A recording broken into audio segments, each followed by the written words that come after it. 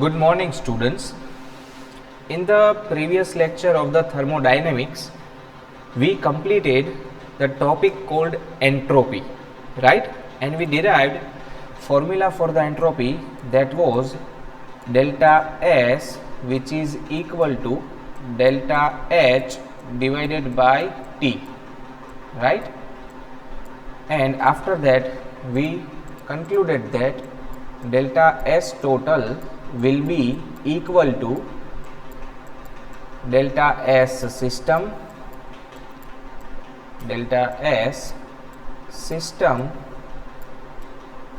plus delta S surrounding. These two formulas were derived in the last lecture. In this lecture, we are going to discuss about the Gibbs free energy and the spontaneity. Okay. First of all, think this like the derivation of the first law of the thermodynamics. Okay. For the derivation of the first law of thermodynamics, we took two different cases. In the first case, we took adiabatic process. So Q was 0, heat exchange was 0. And in the second case, we took work equal to 0 and Q was not equal to 0. And after that, in a general case, we took both of them to derive the first law of thermodynamics. Likewise, for the derivation of the Gibbs equation, in the first step, we have taken delta H for spontaneity, and after that we took entropy for the spontaneity, and we come to know that alone enthalpy cannot describe spontaneity and alone entropy cannot describe spontaneity. Enthalpy and entropy should be together to describe spontaneity, and for that we are going to derive a new thermodynamic function which is known as a Gibbs energy. Look at this. We have seen that for a system it is the total entropy change which decides the spontaneity for the process, but most of the chemical reaction fall in the category of either closed system or open system. Therefore, most of the chemical reaction have change in enthalpy and entropy both. So alone entropy cannot explain everything. Alone entropy cannot explain everything. Why? Because for most of the reaction, enthalpy and entropy both are going to change, and for that we have to work with both of them simultaneously. That's why we have to derive a formula. Okay, it is clear from the discussion in the previous section that neither decrease in the enthalpy nor increase in the entropy alone can determine the direction of the spontaneous change. As I told you, a single quantity, either enthalpy or entropy, cannot describe spontaneity for our reactions. So we have to use both of them, right? So look at this. We are going to use this formula to derive the formula for Gibbs energy. Look at this. Suppose our system is in thermal equilibrium. Our system is in thermal equilibrium. So if thermal equilibrium is there, we know that delta S system will be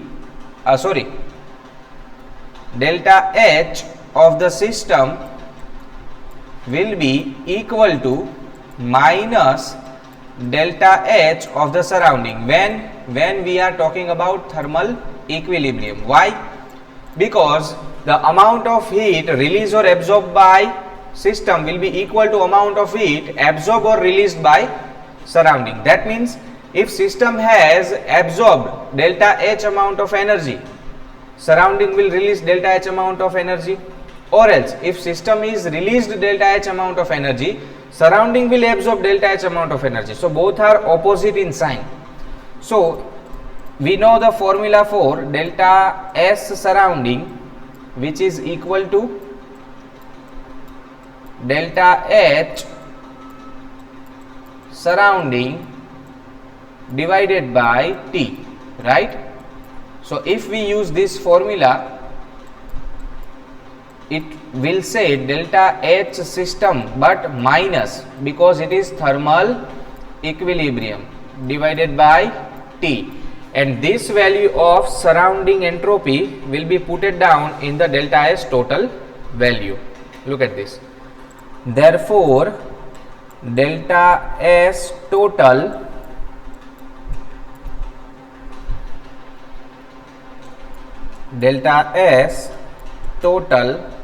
will be equal to delta S system and plus in the bracket minus. I am going to just copy this so time will be managed. Okay, look at this, right?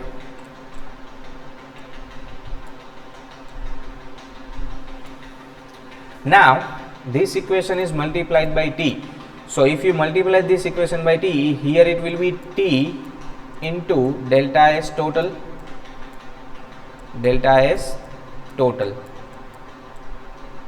okay, and here it will be T delta S system,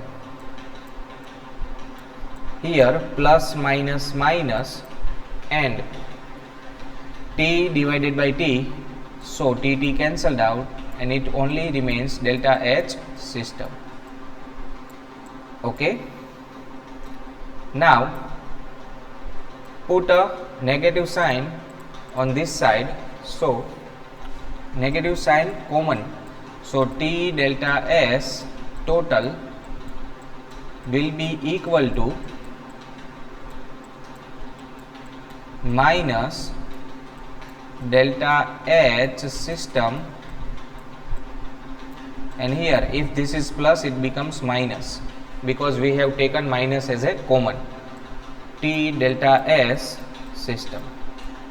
This is the formula for Gibbs equation. Delta H minus T delta S. That's why we come to know that T into delta S total will be equal to minus delta G system. Okay, so what we concluded? We concluded that delta G is equal to delta H minus T delta S. This is the Gibbs equation. Okay, now let's talk about spontaneity. Okay, whenever we are talking about spontaneous reaction, delta S total must be greater than 0. That means it must be positive.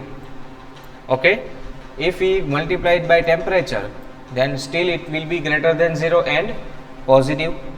Now if we want positive value of T delta S total, we will need delta G value negative. Why? This happens only and only when delta G is negative. Why? So negative becomes positive and T delta S total should be positive. Then our reaction will be spontaneous, right? If delta G is negative, then and then reaction will be spontaneous. If delta G is positive, reaction will not be spontaneous. Why? Because we need delta S total greater than 0. Okay, look at this. For this purpose, we define a new thermodynamic function. This is Gibbs energy, or you can say G is equal to H minus T delta S. Okay, look at this. First we took temperature as a constant and then entropy as a constant. So in a general case, in our reactions, temperature are mostly constant. That's why delta T will be equal to 0. So last term will be 0 and our formula will be delta G is equal to delta H minus T delta S. Okay, this is known as a Gibbs equation. Gibbs energy change is equal to enthalpy change minus temperature into entropy change. It is referred as a Gibbs equation. Remember that this is the most important one marker question. One of the most important equation in the chemistry. You are going to use this equation in many different chapters. Here we have considered both the terms together for spontaneity. First term will be the energy in terms of enthalpy and entropy as a measurement of disorder or randomness. Dimensionally, if we analyze, we find delta G has the unit of energy because delta H is the energy and T delta S also is represented in a joule. Now, let's talk about spontaneity. So, we know that delta S total equal to delta S system plus surrounding. As I told you, system is in the thermal equilibrium with the surrounding. So, temperature will be same as the system. Increase in the enthalpy of the surrounding is equal to the decrease in the enthalpy of the system. So, delta S surrounding will be equal to minus delta H system upon T, and put that formula in our main formula and multiply it by T. So, we have the formula delta T delta S total equal to T delta S system minus delta H system. Now, multiply it by negative, negative should be common.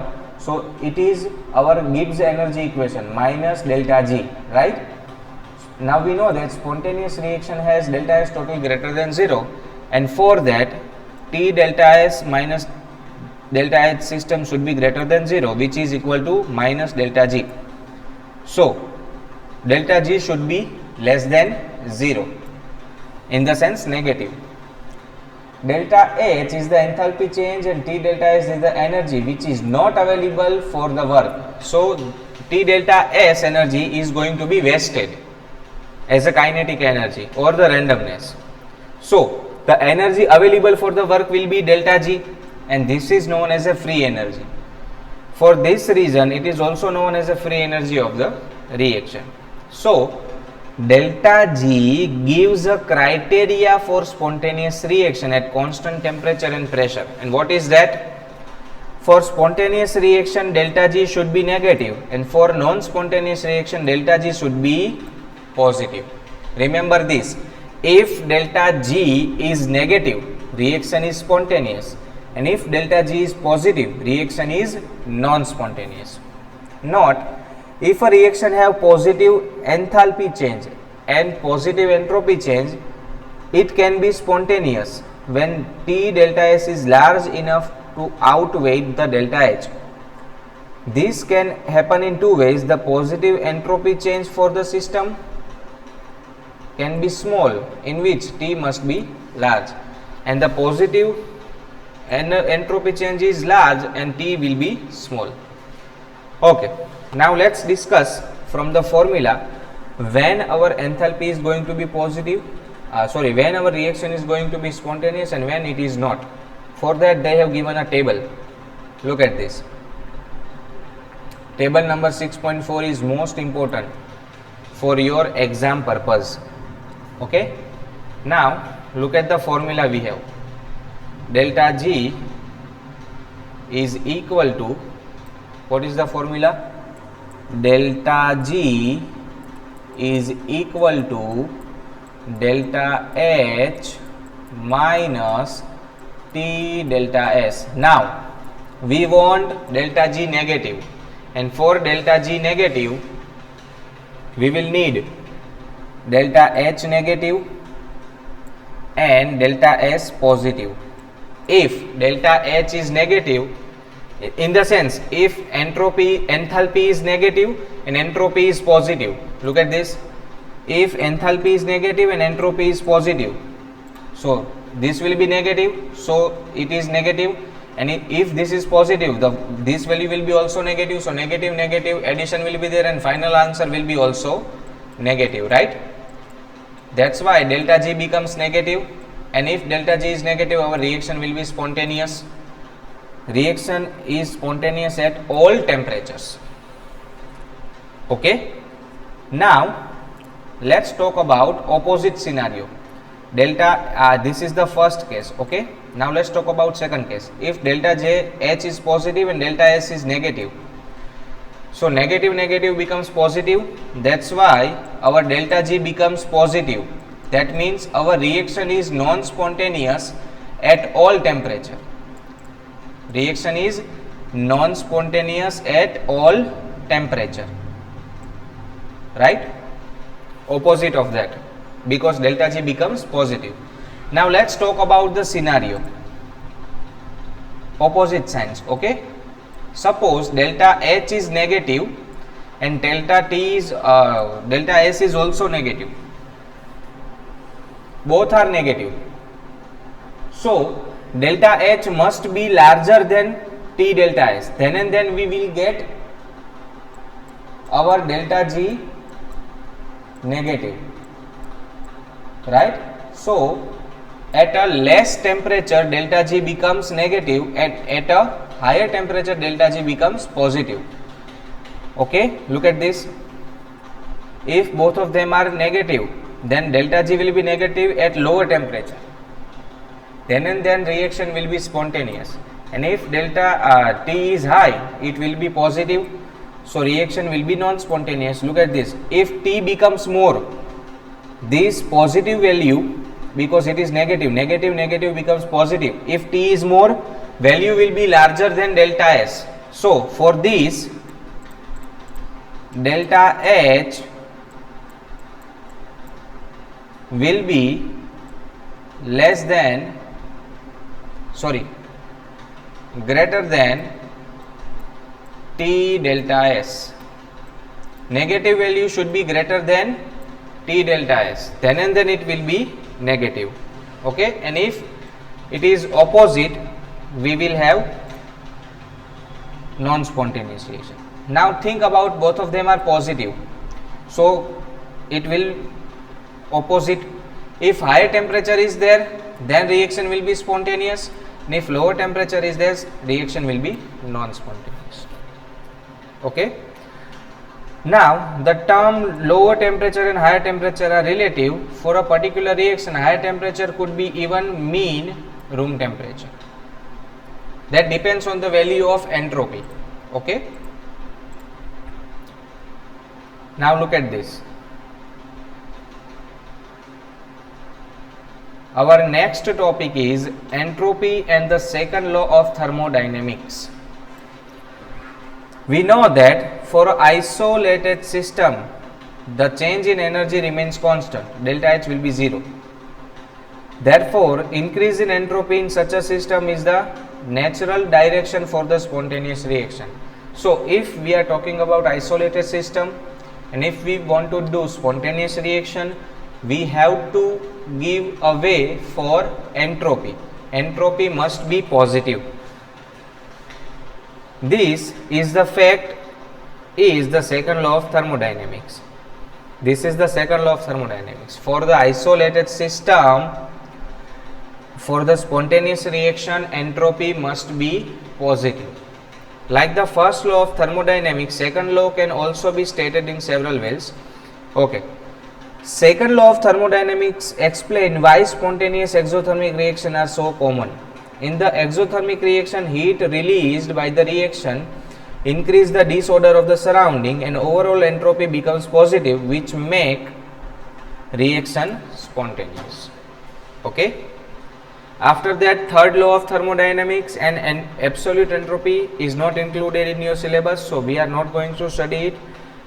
Okay, look at the statement only. The entropy of any pure crystalline substance approaches to 0 as the temperature approaches to 0. This is called third law of thermodynamics. Okay.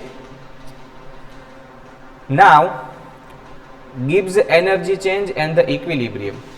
Relation between Gibbs energy and the equilibrium. Actually, this topic belongs to the 7th chapter, equilibrium.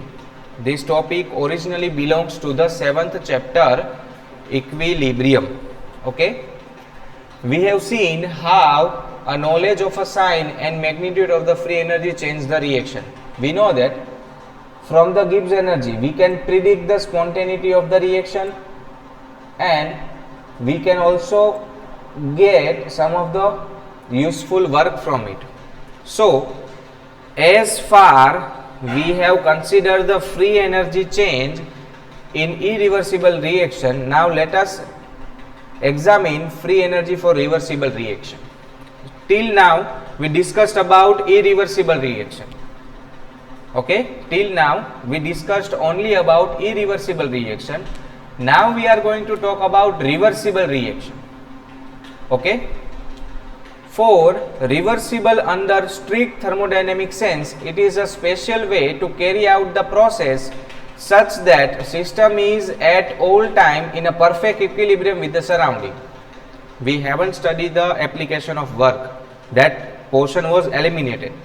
Okay, there is a property of thermodynamic equilibrium, and that property is at every single step reaction is in perfect equilibrium. Okay, when we applied chemical reaction, the term reversible indicates that given reaction can proceed in both the direction, reagent to product and product to reagent simultaneously, so that the dynamic equilibrium is set up. This means that the reaction in both the direction should proceed with a decrease in a free energy, which seems possible. That means if equilibrium is spontaneous, delta G should be negative, it should decrease. In the possible, it is possible only if equilibrium at a free energy of the system is minimum. Okay, when does equilibrium occur? When the free energy is minimum. There is no energy left to do work. Delta G is the energy that will be useful for work. Okay, so if there is no energy for work, reaction will be at equilibrium, so delta G will be 0.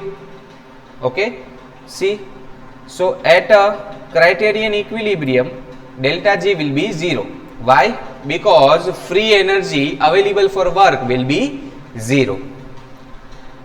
Gives energy for the reaction in which all the reactant and product are at a standard state. It is known as a standard Gibbs energy, and there is a relation. Okay, what is the relation? Look at this. This is the relation. Delta G is equal to delta G naught plus RT ln K or ln QC. Quotient constant. QC is quotient constant, and you are going to study about quotient constant in next chapter. As I told you, this equation belongs to the 7th chapter. Okay, now reaction is at equilibrium, that's why delta G becomes 0. So 0 is equal to delta G naught plus RT ln K, and quotient constant becomes equilibrium constant because it is at equilibrium. Okay, so QC is equal to KC for that, and this is also information from 7th chapter. Okay, now we know that delta G naught will be equal to, this comes on this side, so it will be negative, minus RT linear log K, and if we convert linear log to the simple log, we will get a formula. Delta G naught is equal to minus 2.303 ln K. Okay, and also if we derive the formula for exponential function, then our formula will be like this: ln K will be equal to minus delta G naught upon RT, right? Now take the exponential function, that's why K will be equal to e raised to, okay, we will need more space, so K will be equal to e raised to minus delta G naught upon RT. This is the power of exponential function. Okay, well, this all things are going to be repeated in the chapter number 7 also. Okay, remember that this formula is going to be useful for the calculation. Delta G naught, standard Gibbs energy, is equal to minus 2.303 into, okay, we are missing some of the information here.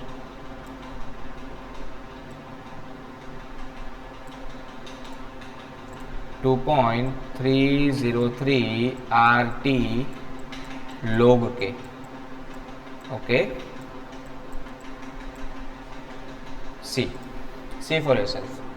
So delta G naught is equal to minus RT ln K, which will be equal to minus 2.303 RT log K, and we have the formula also. So delta G naught is equal to delta H naught minus T delta S naught equal to minus RT ln K. For strongly endothermic reaction, delta H will be large and positive. In such a case, value of K will be much smaller than 1 and reaction is likely to form more product. Remember this state. We are going to discuss this more in the chapter number 7, equilibrium. Okay, totally opposite of that. In exothermic reaction, delta H is large and negative, so delta G is likely to be large and negative too. In such a case, K will be much larger than 1. We may expect strongly exothermic reaction to have larger K value, hence reaction can go to nearly completion. As the value of K is more, reaction is towards the completion. As the value of K is smaller, reaction is at an initial stage. Okay, so delta G depend on the delta S naught. If the change in entropy of the reaction is also taken in account, the value of K or the extent of the reaction will be also affected. Okay, these all are fuzzy right now because we do not know about the Quotient constant and the equilibrium constant. So we are going to repeat this paragraph after the completion of chapter number 7. Remember that this paragraph will be repeated after the completion of chapter number 7 also. Okay, after that, for that they have stated two equations. Okay, whether delta S is positive or negative. Okay, first, it is possible to obtain estimate value of delta G, standard free energy, or delta G naught, from the measurement of delta H and delta S, and then we can calculate K at any temperature for economical yield of product. This is the top of the calculation. If you know delta H and delta S, you can calculate delta G, and if you calculate delta G, you can calculate K, and if you calculate K, you can calculate the amount of product. Likewise, if K is measured directly in the laboratory, the value of G can be calculated, and if you calculated the value of K, you can calculate the value of G. Okay, it works both the ways. This is the use of that equation. Now let's solve the problems. First problem is problem 6.2. Okay, today we are just going to solve one problem. Next two problem will be in the next lecture. Okay, so problem 6.2, calculate delta G naught. Okay, G naught must be calculated, so we need values. For the oxygen to ozone reaction, 3/2 O2 converted to O3, 3/2 O2 converted to O3 at temperature 298 Kelvin. Temperature has been given 298 Kelvin. Okay, after that, if Kp for the reaction, Kp equilibrium constant has been given 2.47 into 10 raised to minus 29. K is equal to 2.47 into 10 raised to minus 29. Okay, temperature and K has been given, that's why we know the formula. Delta G naught is equal to minus RT ln K, right? And ln K will be converted into log K. That means delta G naught will be equal to minus 2.303, value of R 8.314 value of t 298 into log 2.47 into 10 raised to minus 29, and I can guess that you know how to find the log. Okay, so log 2.47, let's find the value of log 2.47. okay, so 2.47 log value will be equal to 0.3926. okay, and multiplication will be converted into plus, so plus minus minus, and 29 power will come into the multiplication. Log 10 value is 1. okay, and I am going to just copy these values from here.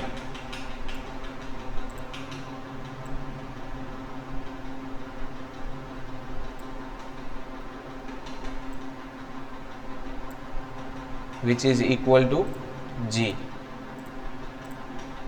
which is equal to delta G naught. okay, so if you calculate this, in the sense if you subtract this from 29, you will get the answer into minus 28.6 multiplied by this again. okay, so minus minus plus. okay, now you simply have to multiply it, so you will get the answer 2.303 into 8.314 into 298 into 28.6. so the answer is equal to, I am going to write it over here, answer is equal to 163,187.262. okay, joule per mole, joule per mole, and convert this into kilojoule. So convert it into joule or kilojoule, so you will get your answer divided by 1000, 163.819 kilojoule mole inverse. That will be your delta G naught. okay, look at this, see, clear? In the next lecture we are going to solve remaining two problems, 13 and 14, and then we start the exercise. Thank you.